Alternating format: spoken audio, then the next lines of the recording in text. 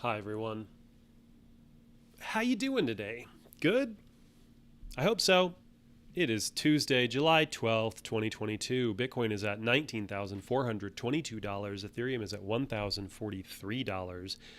And my favorite micro cap coin, Giddy, is at 6 cents, 6.073 cents, up 3% on the day. That's good.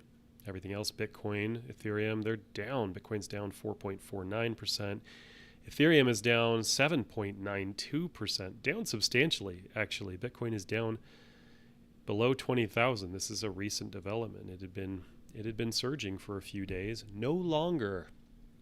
I'm not upset about that. Again, as I've said before, I have a little bit of my holdings in Giddy and in Cash, and if Giddy goes up and Cash stays relatively speaking steady, then I can increase my stack. I have some goals set, and when my portfolio measured in Bitcoin reaches a certain amount, I'm going to go all in on the BTC. That's where we stand right now. Hopefully I can reach my goal soon and exit my other positions. Let's look at headlines, shall we? At least chatter. I don't know if headlines is the right word. It is right now because I'm looking at cnbc.com, but often we're just looking at Twitter and Reddit and what's going on in that space. That's really where a lot of the signal happens. The stuff that you get from mainstream media, CNBC, MSNBC, CNN, whatever you have, Fox News, it's all got spin. It all has an agenda. The actual dialogue on this stuff is happening in open forums like Twitter or Discord or private forums. We'll talk more about private groups in a little bit. The founders of bankrupt crypto hedge fund 3AC go missing as investors try to recoup assets. Now, whether 3AC was a hedge fund has been debated. The kind of fund, I don't know, people define it differently, but they did have billions of dollars under management. And then when it all fizzled, it became clear that they were insolvent, they went missing, cut off contact with everybody, even their own people. And so now, lawyers representing 3AC's creditors say the physical whereabouts of Zhu Su and Kyle Davies are currently unknown. The court filing from Friday also alleges that the founders have not yet begun to cooperate with the liquidation process in any meaningful manner. There's several different headlines on this topic, each with its own kind of angle. Crypto hedge fund 3AC, liquidators get okay to claim U.S. assets. And there's been an interesting development as well. Zhu Su came out of his, silent hiding. Actually, he is still very much missing, I believe, but he has spoken up. He hasn't been completely silent. 3AC co-founder returns to Twitter, blames liquidators for, quote, baiting. This is interesting. The TLDR, according to this embedded tweet from CC2 Ventures, TLDR, 3AC was handed over to liquidators. The liquidators apparently didn't exercise a Starkware token warrant, which expired worthless. We're going to talk about this in a second, so just stay with me. Zhu Su believes the liquidator baited them for information to use in court. And then the end of this is interesting. The alpha here, let's just close that. Alpha derived from this post, Starkware token confirmed.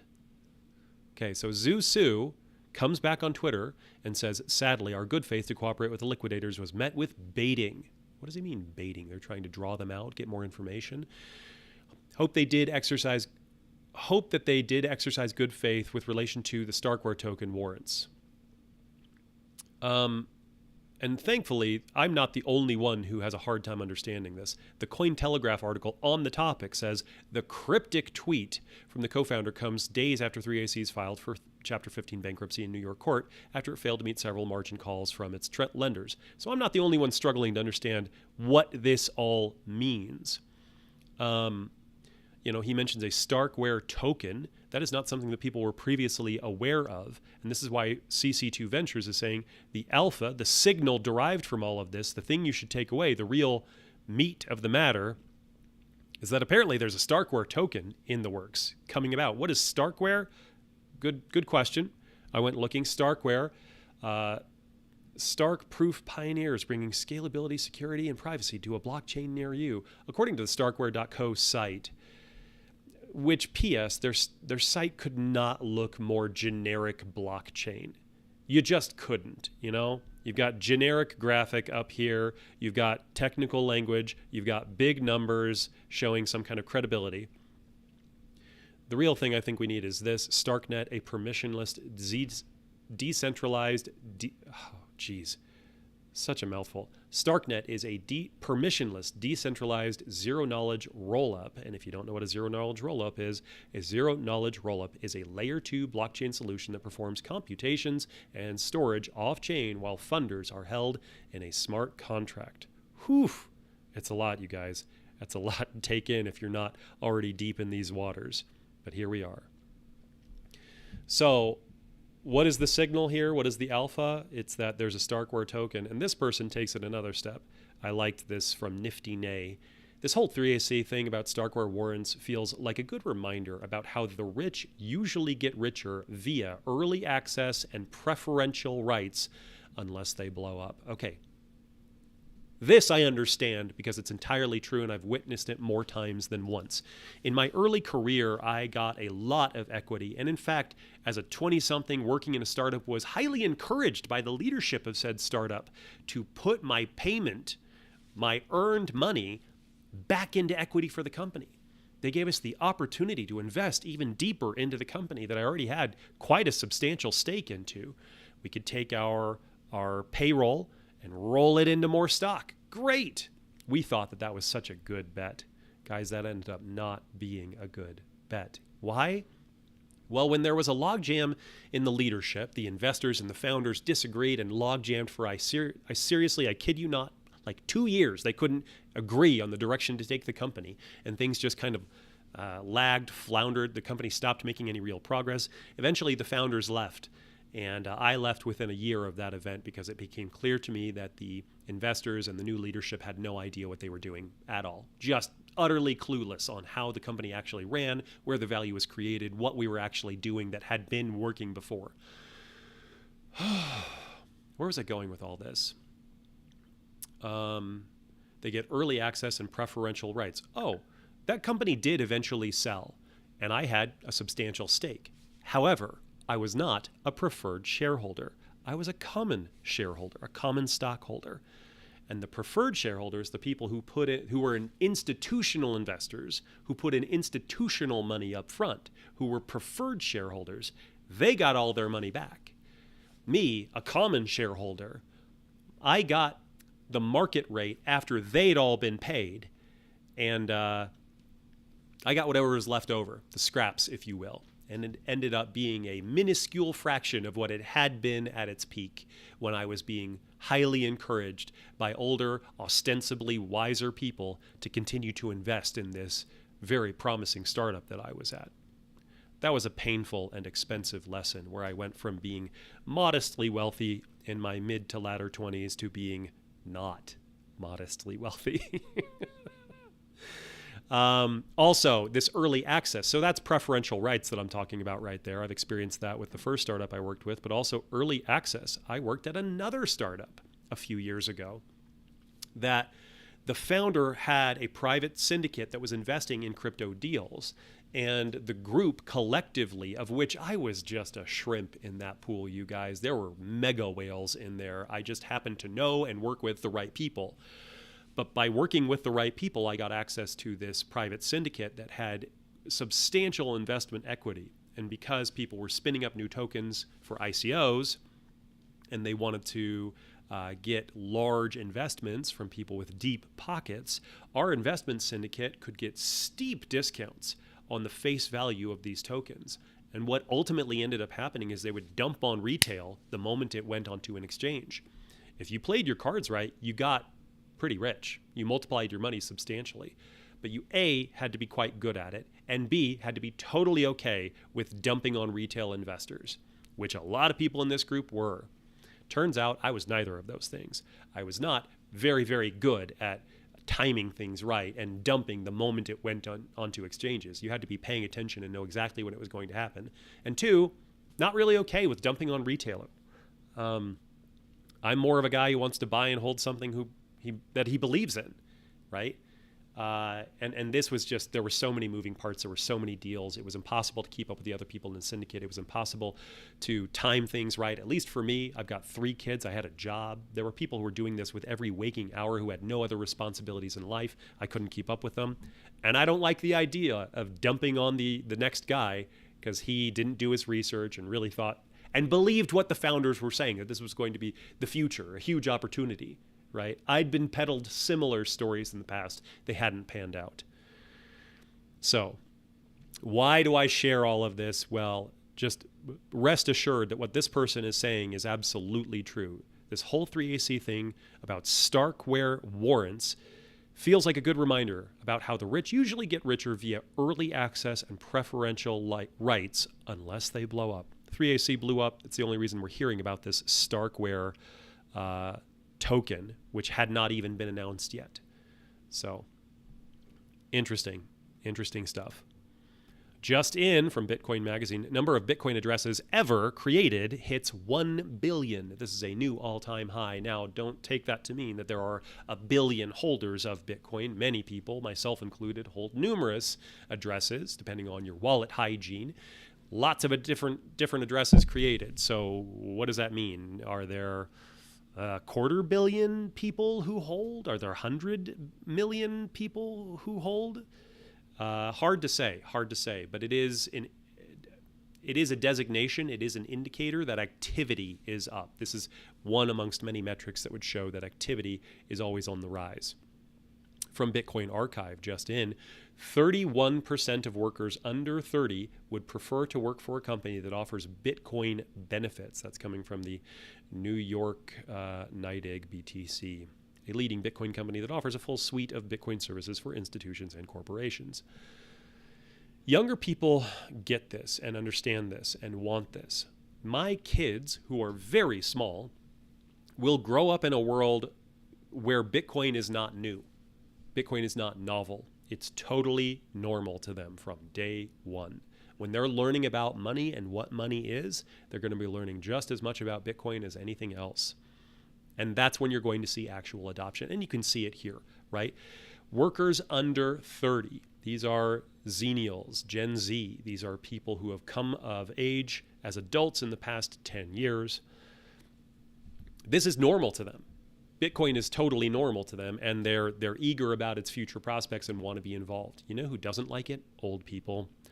Sorry, this is me being ageist. Old people don't universally love Bitcoin. Tens of thousands. We're going to come back to this old person topic in a bit, but for now, moving on. Tens of thousands of Bitcoin mines like this one will span all across the globe.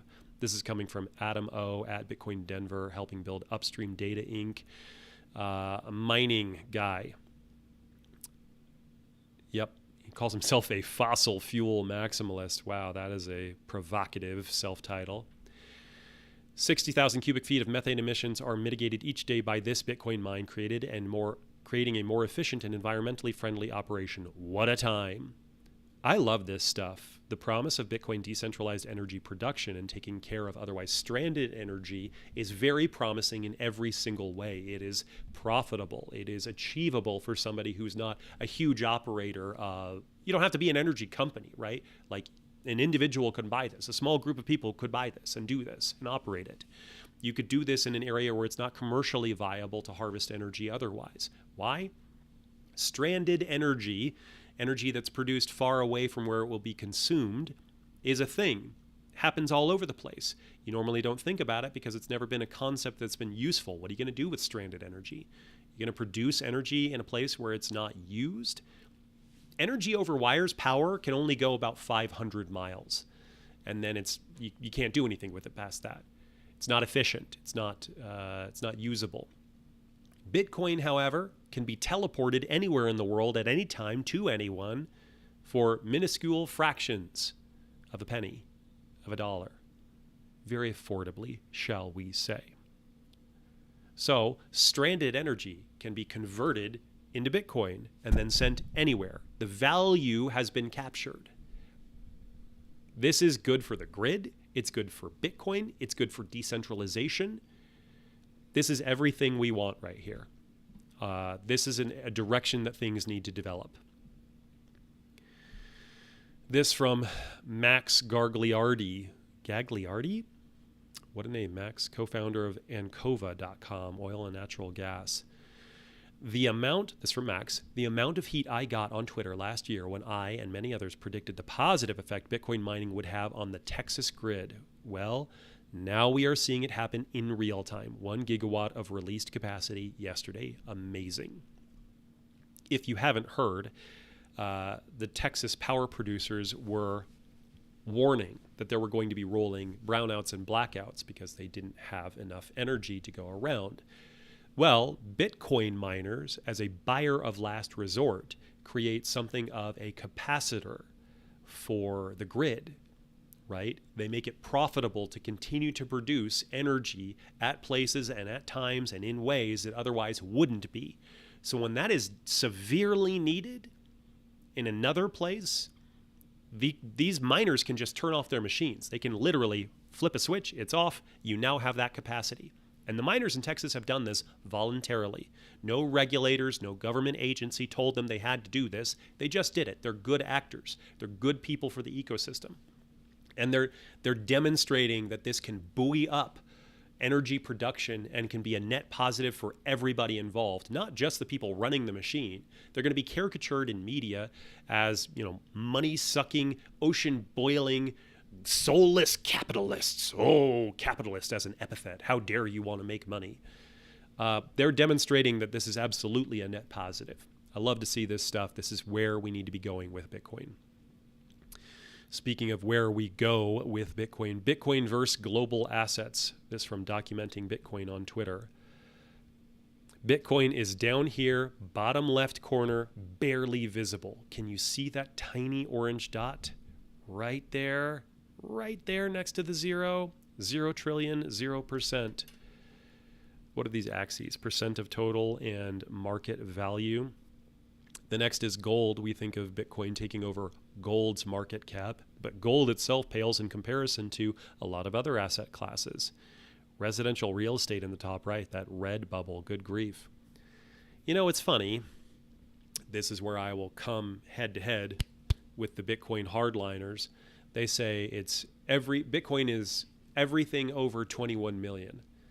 Well, guys, come on. I don't think that that's strictly speaking true. Even real estate is going to be, it's going to be real estate, right?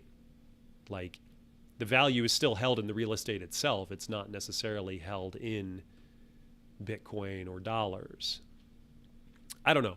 I think Bitcoin has a long way to go. It has a lot of growth, obviously, growth opportunity as shown by this. I think it's a simplification to say everything over 21 million.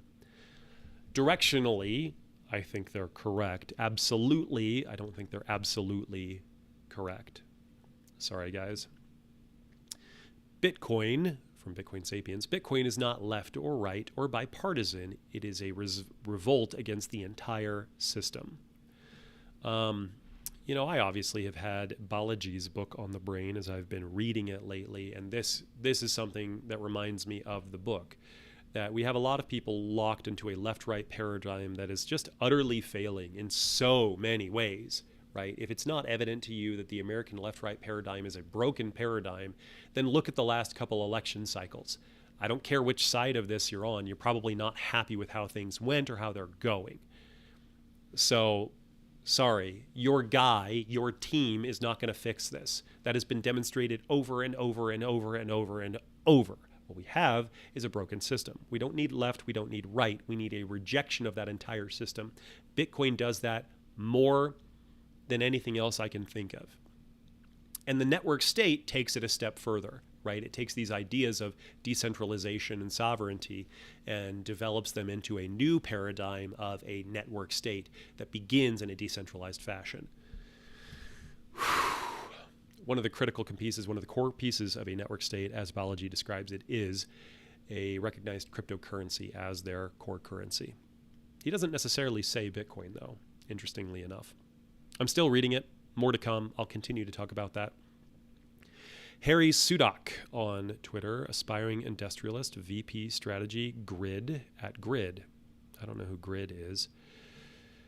He says, Federal Reserve, lender of last resort. Bitcoin network, energy buyer of last resort. One of these distorts markets, one of them clarifies. Few. Oh, that little meme, few understand this.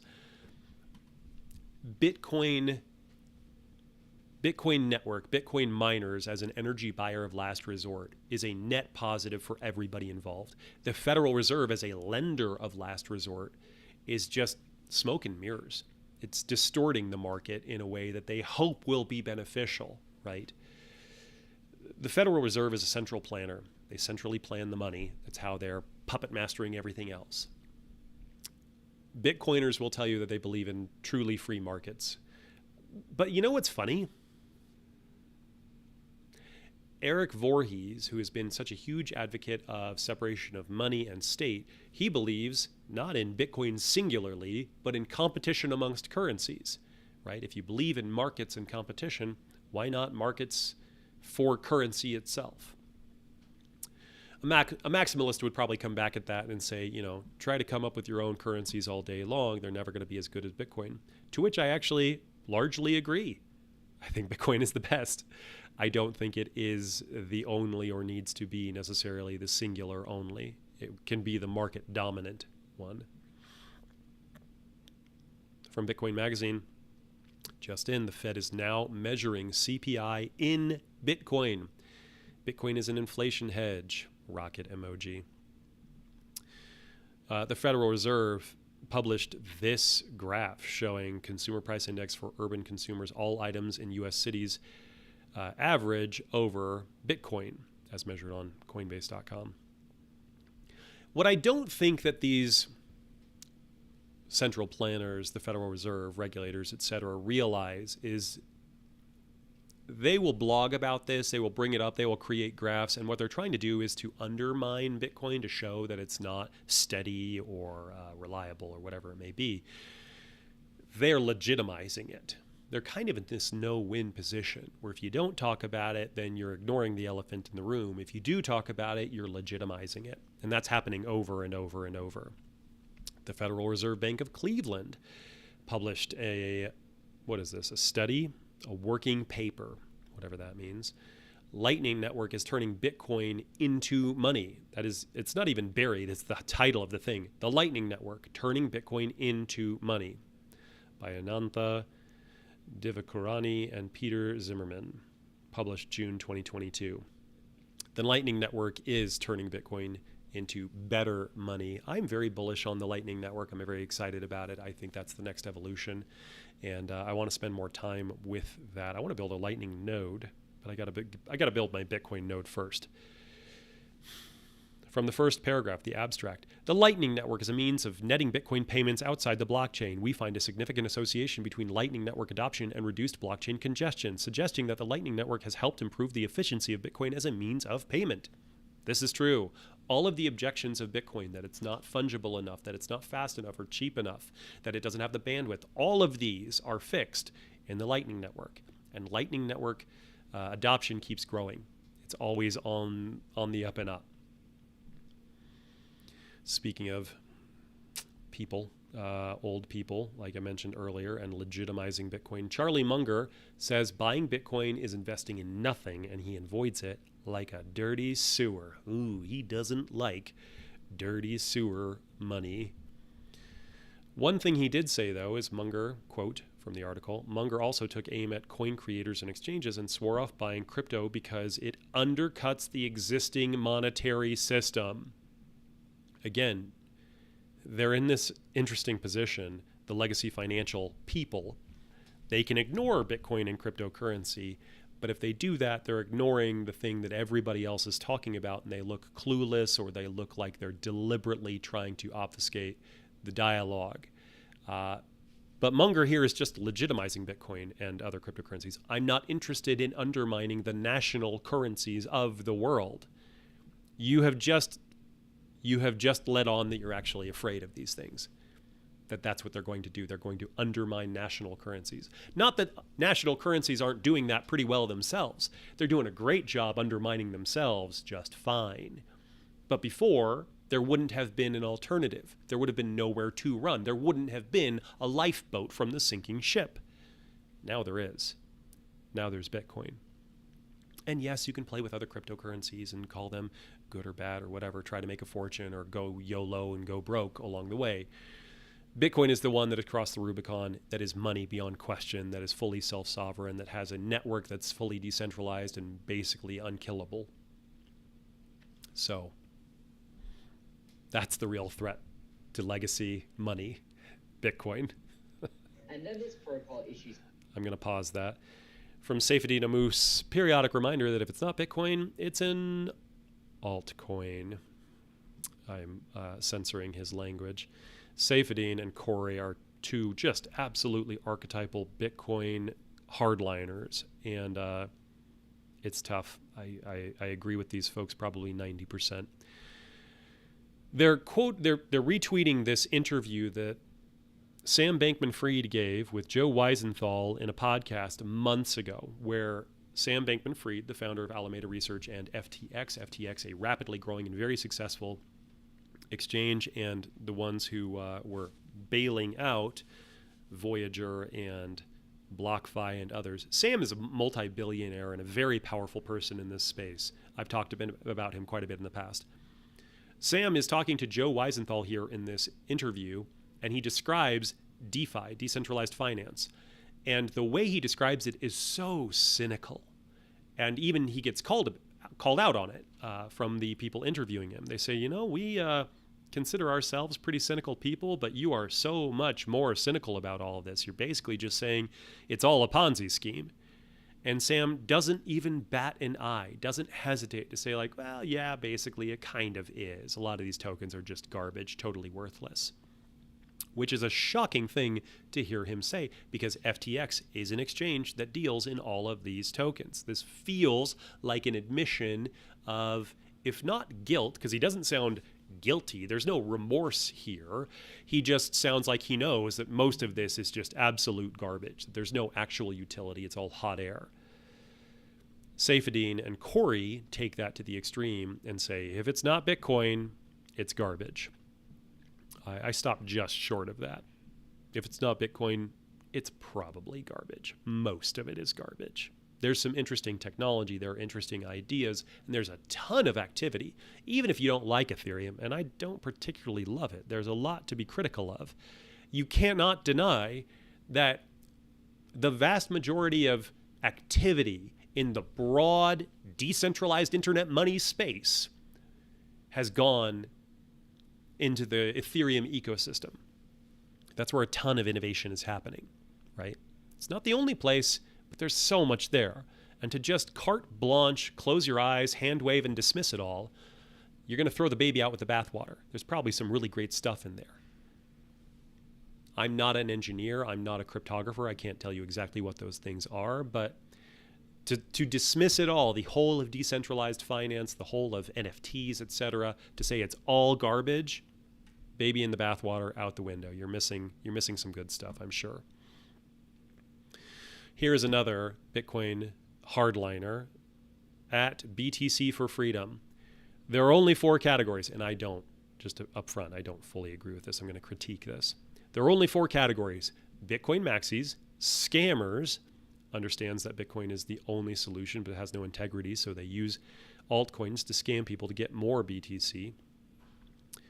And altcoiners who don't understand Bitcoin yet, and no coiners, still trapped in the fiat bubble. 4 categories, he says. You are either a Bitcoin maxi, or you're a liar, or you're stupid, or you're clueless. To retitle those. You're either one of us, or you're a liar, or you're an idiot. Which is it? It's like, geez, is that the level of nuance that we're allowing for this dialogue? There's no room here for an honest disagreement? I mean, truly, there are people who probably firmly believe in the value of these other assets, and even if you think they're dead wrong, are you just going to assume that they're a liar or an idiot? Maybe they're a smart person who has a different set of information from you. maybe, just maybe, they have some interesting information that you have not been exposed to yet. I have learned from way too much time talking with people online and trying to expose myself to varying ideas out there and not get stuck in an echo chamber. You shouldn't dismiss nuance. You shouldn't flatten everything down to black and white, yes or no, with us or against us. You're going to miss a lot that way. And that's what so many of these hardliners do. And it's frustrating because I agree with them overwhelmingly, but not in an absolute sense. Should I tell you a story? I shared this recently on Twitter on my own profile at Austin M. Craig. If you're not already following me, that's where you can find me. I shared a story about a party that I went to when I was in college. Now, when I was in college, I was a newly found a new member of the Ron Paul revolution. I was very excited about the future prospects of candidate Ron Paul for the presidency and the good that he could do for the country. And I went to a party and met another guy, and somehow this came up that I liked Ron Paul and so did he. And he got really amped. He was really excited that he found another fellow Ron Paulite. And we started talking about the freedom movement, and then some other girl there joined the conversation. And she also was a big Ron Paul fan, and they got talking to each other, and they got super amped. They just got all hyped up. And it was weird because they weren't talking to anybody else, and they weren't even really having a discussion about the ideas and dialogue. It was just them hyping each other up. And here, I wrote a thread on this recently. There we were talking, a girl overheard us and joined the convo. I didn't recall how, but somehow these two started hyping each other up. They got loud, they were shouting about bootlickers and screaming, "End the Fed!" And I kid you not, they were chanting, "What about Building 7?" Whew. Guys, if you don't know about that, I'm not going to go down that rabbit hole, but they were screaming it. It was quickly the awkward party meme. Within minutes, everybody else left, and I was one of the last people to leave. Maybe my memory is recalling this as more cinematic than it really was, but I could swear as I closed the door on my way out of the former party, it was just the two of them left in that room and chanting, "Building 7, Building 7, Building 7. Crazy people. They were crazy people. It genuinely made me embarrassed to be a freedom guy or a Ron Paul supporter. Were they all like this? Chanting and shouting like lunatics? Did I just join a cult? I sure didn't want to bring it up at parties anymore. I didn't want to talk to even people who agreed with me. These were people who agreed with me, and they were acting like lunatics. Don't be that guy. This is what the Bitcoin hardliners are doing. They're shouting everybody else out of the room. The other day on a live stream, I asked what a cyber hornet was, because I'd seen this mentioned several times. Well, one of you answered, thank you very much. A cyber hornet, I was told, are the mobs of hardliners who come out of the woodworks to just hammer somebody who got it wrong and let them know that they better get back in line or get out of the party. These people were being cyber hornets IRL. And it's not better when it's online. It's much, much worse because it scales. You can get a bazillion cyber hornets attacking somebody. Don't be that guy. Don't be a cyber hornet. It's not helping. You want converts. You want to win people over. You want to change their mind and educate them. I know that's not easy. I know that's not fun. It takes a long time. It takes the right person on the other side of the dialogue, but it's doable. It is. And it's the only constructive way forward. Whew. Geez. Wasn't planning on going down that whole thing, but here we are. Moving on. Here's some technical analysis. Bitcoin is ready for a massive bull run. This person is comparing it, saying we have a fractal pattern where it spikes, goes down, and then spikes up all the higher. And it's fractal in that it's diminishing on a logarithmic scale, but they're predicting that we're going to see a massive bull run. Maybe, maybe not. You know, it's very hard to tell. Obviously, in the long term, I'm anticipating things to go up quite a lot. Whether we are there or not right now, still totally big question for me. I don't know. You know, this is a persuasive graph. They're looking at moving averages and when things dip. if we're not at the bottom right now, we are darn close. This is a very good accumulation opportunity. And I am, like I said, I have a plan in place for a certain strike price, not a Bitcoin price, but my portfolio measured in Bitcoin. I'm going to fold it all into BTC when I have a certain amount. And we're getting close. We're getting real close. From Cedric Youngelman, who I believe is also a Bitcoin hardliner. Bitcoin facts. This is just a picture of a guy protesting about property taxes. His sign says, "Stop legalized plunder. I built and paid for my house by the age of 25. Every 3 years, I pay property taxes equivalent to the original cost of my house. It takes 50% of my Social Security check to pay my property taxes." I remember when I learned about property taxes in my adulthood, I was actually shocked. What else do you own that you own outright that you still have to pay for annually? That you just have to pay somebody else for the right, the privilege of owning that thing. You don't actually own it if you still have to pay for it. If I still had to continue to pay for this shirt every year after I bought it, this wouldn't really be my shirt, or this camera, or this microphone, or this office, any of it.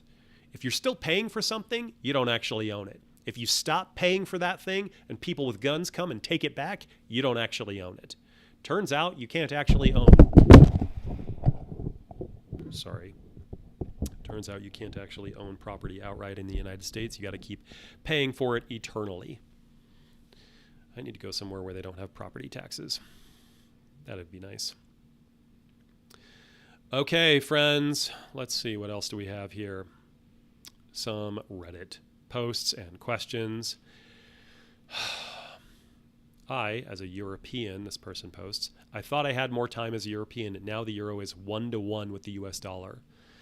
As the dollar is inflating, other currencies like the euro are inflating even more, and now the dollar and the euro have achieved parity. 1-to-1. They're worth the same amount.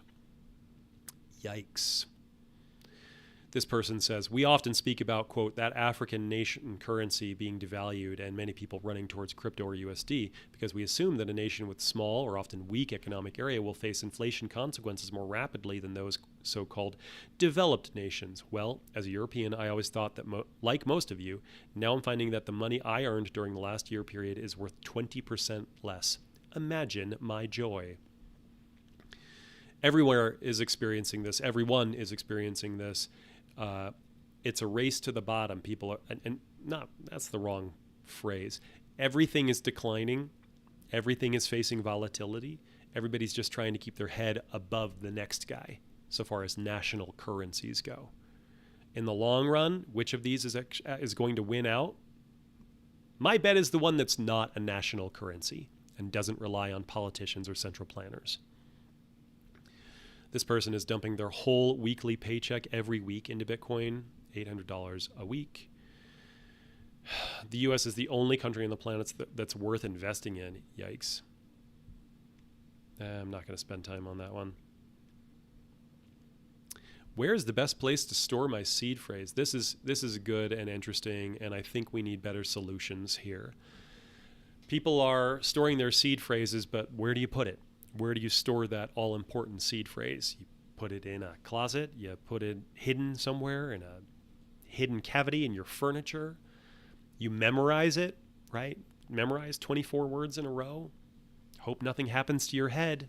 Hope you don't die, because then how is anybody else going to get it? There's still a lot of innovation that needs to happen here around key management. Actually, Giddy is doing some interesting things here. They haven't talked about it a ton. But key management is one of those areas where they're innovating, where they're setting it up so they have basically a Horcrux, where you have your identity or the keys to your identity locked up in a whole bunch of different places. And if you can access all of those, then you can unlock your identity with relation to your wallet. A hacker would have to get access to all of your stuff to steal your wallet identity. I think that's an interesting, novel way to do this. And Elon Musk. What's a day without Elon Musk chatter? Elon Musk's Vegas loop tunnel system now accepts Dogecoin.